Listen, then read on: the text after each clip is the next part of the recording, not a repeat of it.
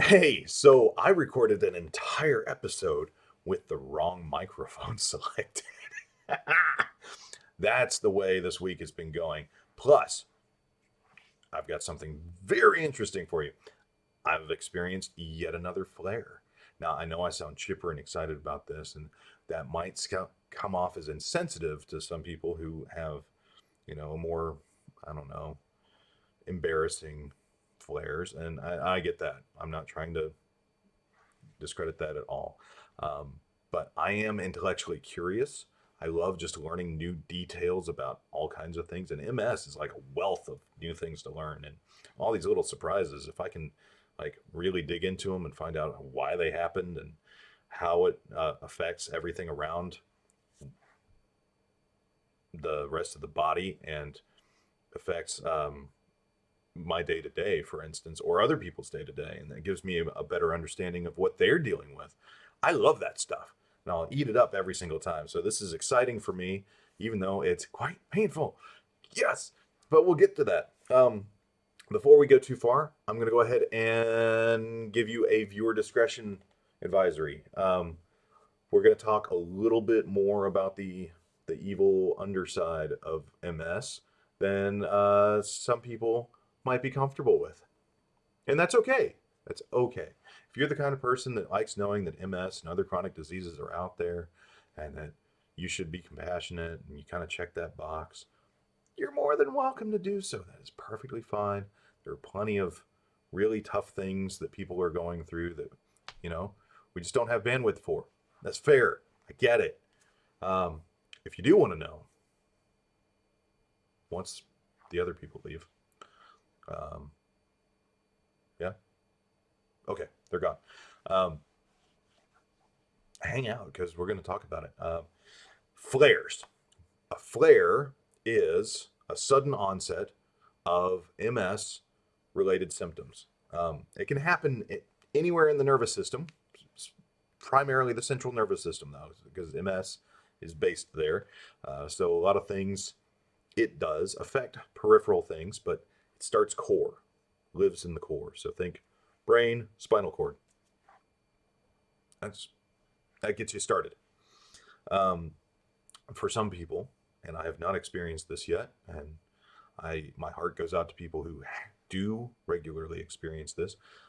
It can be very tough to control when you go to the bathroom, or um, but I mean both really go all the time unexpectedly, or not be able to go at all, like both. I haven't experienced any of that yet. I feel sorry for those that do.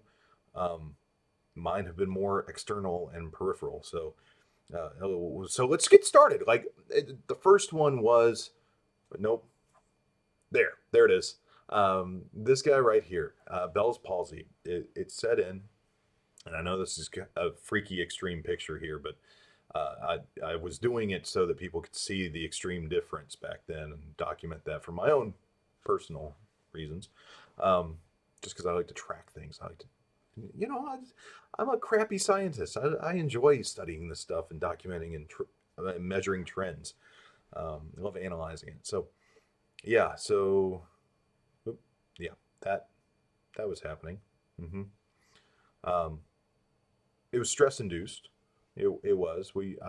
I talked about this I think a little bit in the first episode. We won't get into the details of that, but that was a flare as far as we can tell. We thought it was Bell's palsy, but since it started trying to come back after a steroid regimen had restored most of my facial movement and relieved the paralysis, um, I felt a dull, tired ache, like you're just a really tired muscle, like it's just empty of energy. It would be a good way to describe it, I think. So once I started feeling that again after the steroid regimen, my doctor was like, "Hey, we should take another look." And then, ooh, chain reaction, we ended up finding out MS, which answered a lot of other quirky things I had experienced in the past too. So, for instance, one time that might have been a small flare. Uh, my right leg went numb for, gosh, a couple of weeks, like painful numb too. Could have been sciatica too. There's always, I don't presume to know anything medically. I'm just sharing with you the experience and kind of the general ideas and giving you some perspective. Um, so until this point, I was under the impression that MS really didn't have pain involved. So the face thing, like that came back. I'm happy. I smile and both sides go up. This eye kind of twitches sometimes when I go too far though. And then sometimes it doesn't want to relax. So you'll see me like pull on it every now and then just to kind of free things up, help it along a little bit. It gets a little achy sometimes too when I start raising my core temperature and exercise, but that's fine. It's not like I'm bringing on an attack. I'm just revealing damage that's already there. We've talked about this. So until now, I was like, yeah, well, MS, sure, certain things stop working, whatever. I've been aware that there are the situations with bowels and going to the bathroom. I knew about that, and that's pretty embarrassing stuff.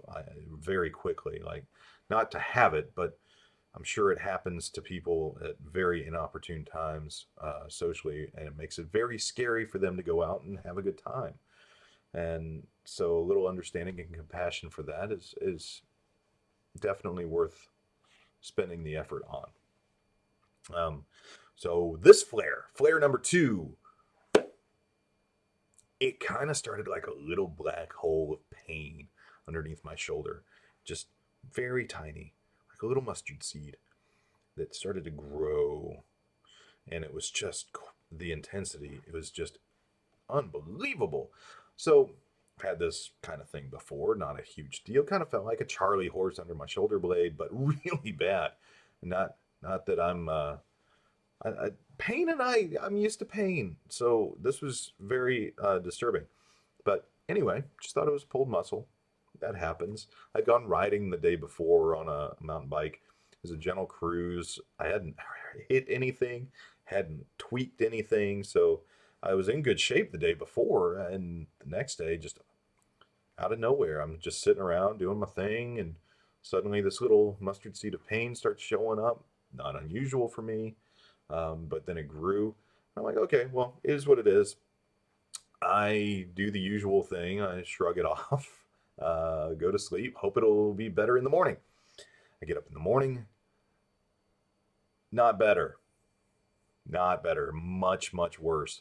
Um, I I was moving around like this, like I had my arm just kind of tucked the whole time because it was awful. It had started radiating all the way down to my fingertips and was starting to creep across into my chest, and my shoulder blade was totally mucked up. But strangely, none of it was tense. Like I could feel it, and there wasn't really any major tension there. It wasn't like knots.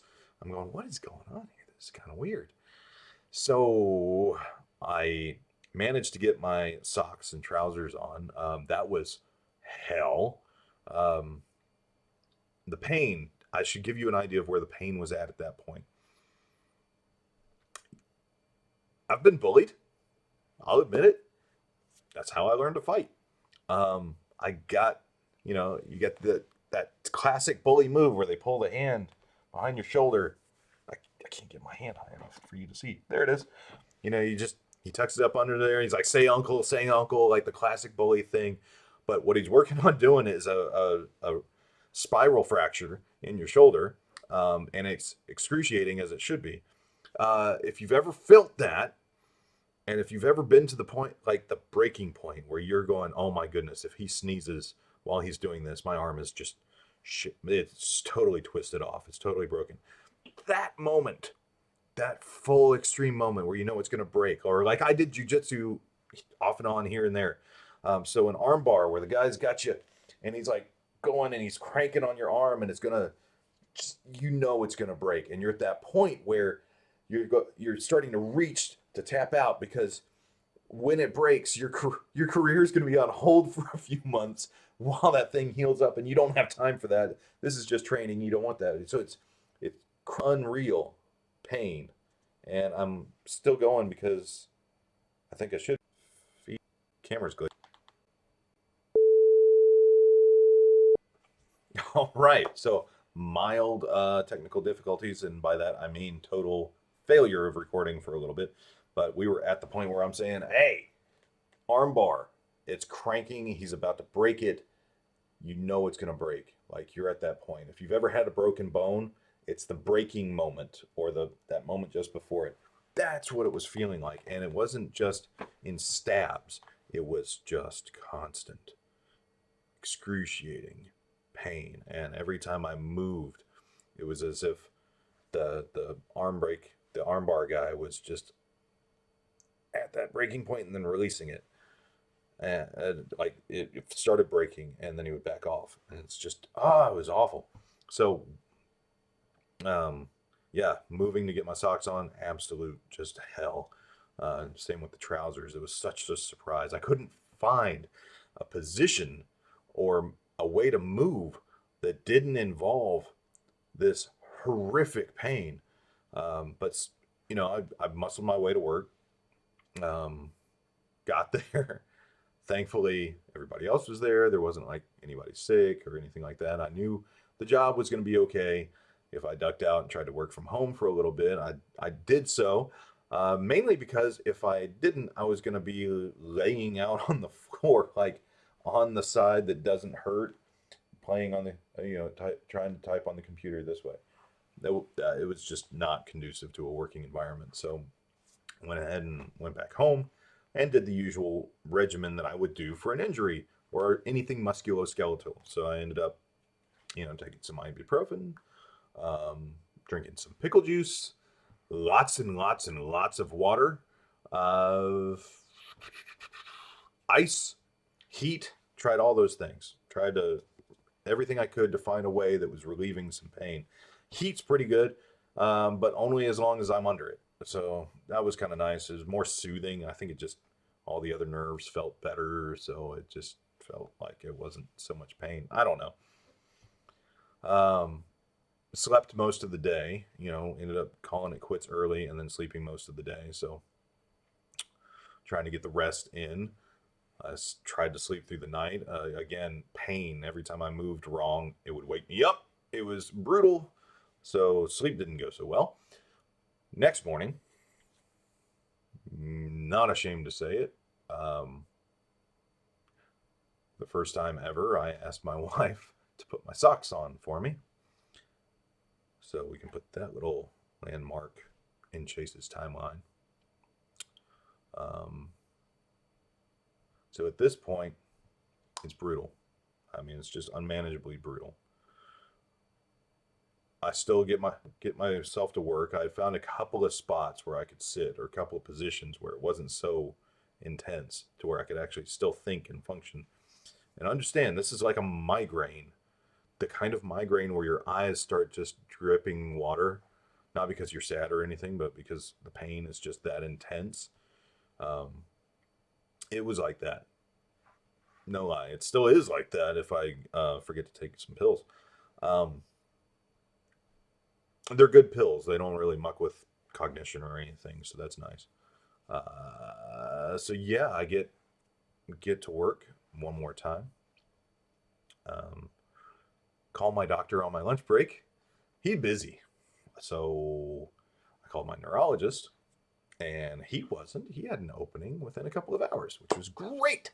So I ended up going to see my neurologist, and he's also my MS specialist. And he was like, yeah, we need to get some more scans because I think there might be something going on in your spine. There's too many muscle groups being affected. Not to mention some other things I haven't mentioned yet. So to mention some things, my right eye was like getting super foggy at the worst pain moments. Just like, I don't know, like looking through a lens with Vaseline on it, just blurry. And for the first time ever, I could not take my pills that I normally take in the morning. And by that, I mean, usually I just take the whole handful, chuck them back, swallow them. I had to swallow one at a time because that swallowing had become problematic. And so when I mentioned all those things, he's like, yeah, we need to get a good look at your spine, which we haven't done yet, and it's been on the list of things to do. And we're going to take another look at my brain case and see what's going on in there.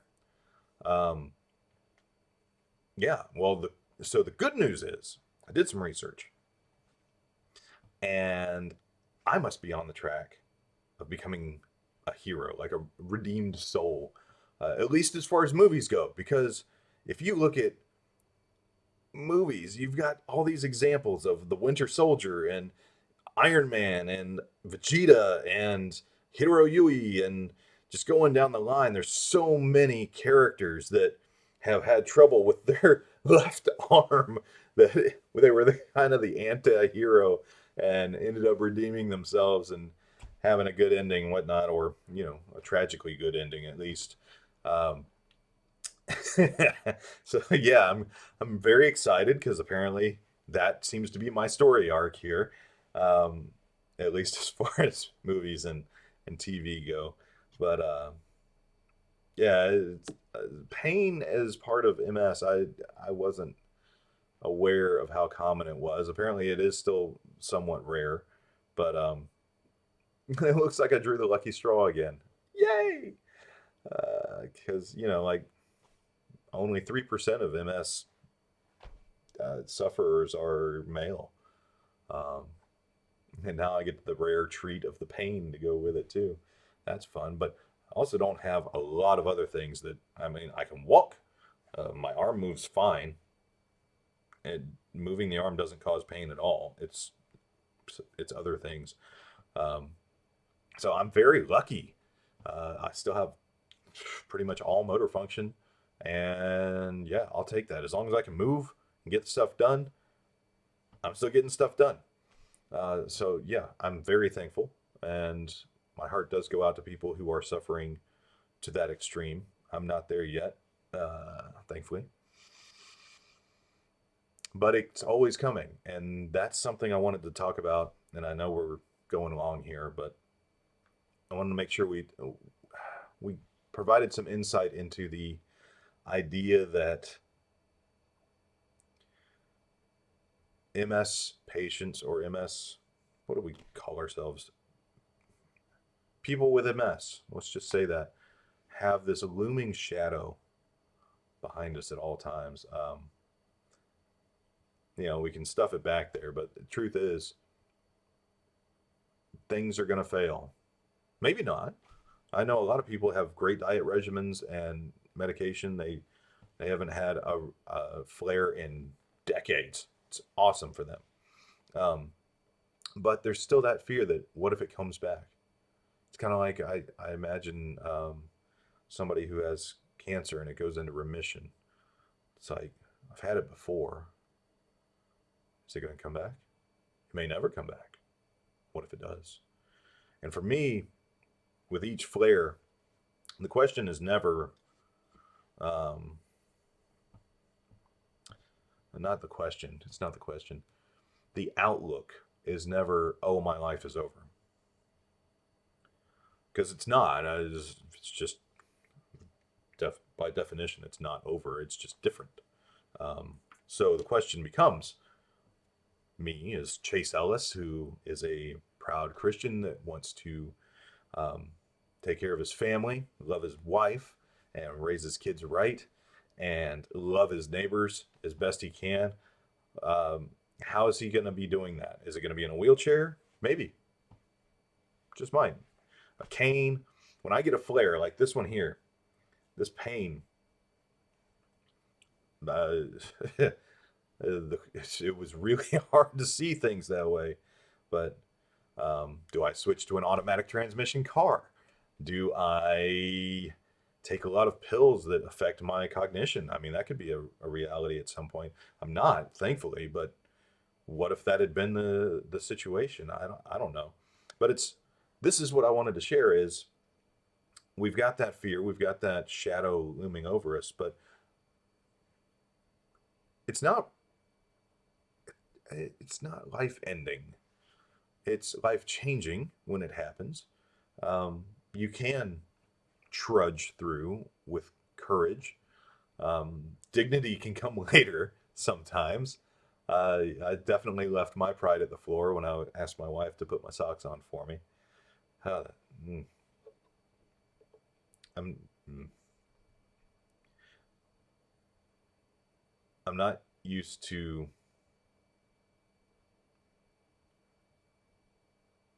immobilizing pain.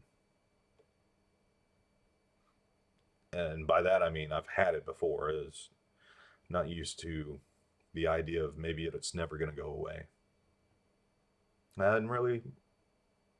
hadn't really prepped for that one. Missing things not working, sure, but yeah.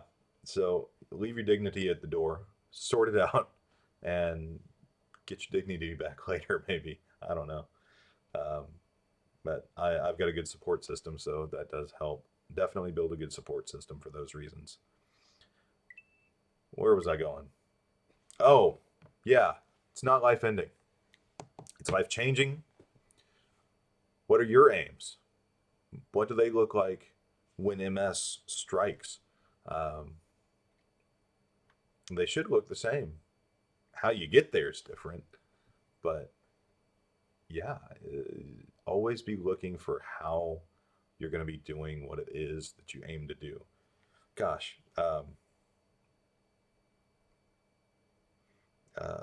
gosh, Martin Ashton, hero of mine, big hero of mine, even before the MS stuff. That dude broke his neck, paralyzed. He's T10 complete. He's like right about here, down, paralyzed. Professional mountain biker, and dude still rides.